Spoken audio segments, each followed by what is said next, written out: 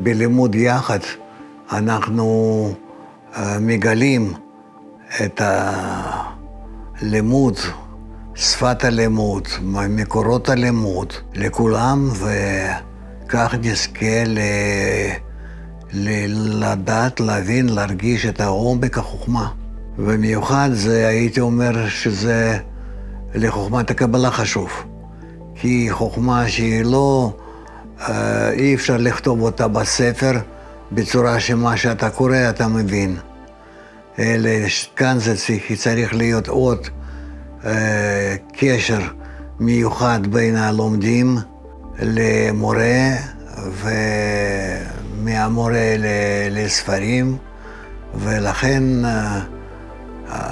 הנושא, החוכמה עצמה, היא דורשת יחס מיוחד.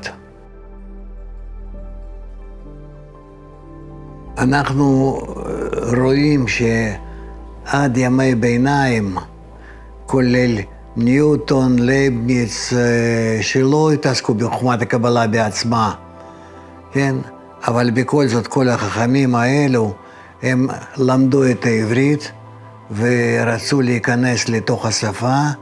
זה היה חשוב להם להבין את זרימת החוכמה, יחס הנכון. ולכן זה שאנחנו לומדים מהמקורות בעברית, זה מאוד חשוב.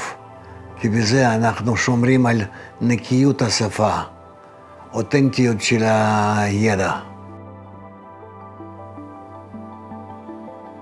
המורה האמיתי בקבלה זה מי שקיבל את החוכמה הזאת מהמורה המוסמך שלו, והיה דבוק למורה שלו, כך משתדל גם כן להעביר מה שיש לו לתלמידים שלו.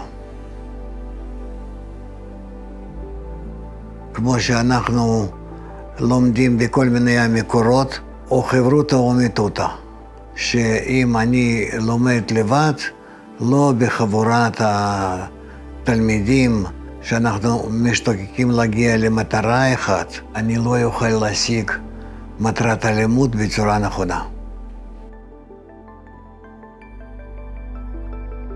מקורות אותנטיים בחוכמת הקבלה זה ספר הזוהר, ארי, בעל הסולם, רבש. ואז אנחנו יכולים להיות בטוח שמבחינת המקורות אנחנו נמצאים במצב הנכון.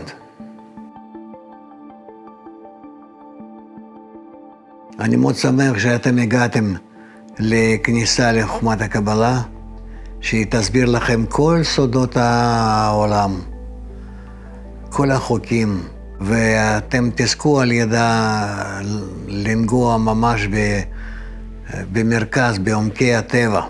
היתר זה תלוי רק בכוח העליון, שיחד כולנו נבקש ונתפלל שישפיע עליכם מהחוכמה שלו. בהצלחה לכם.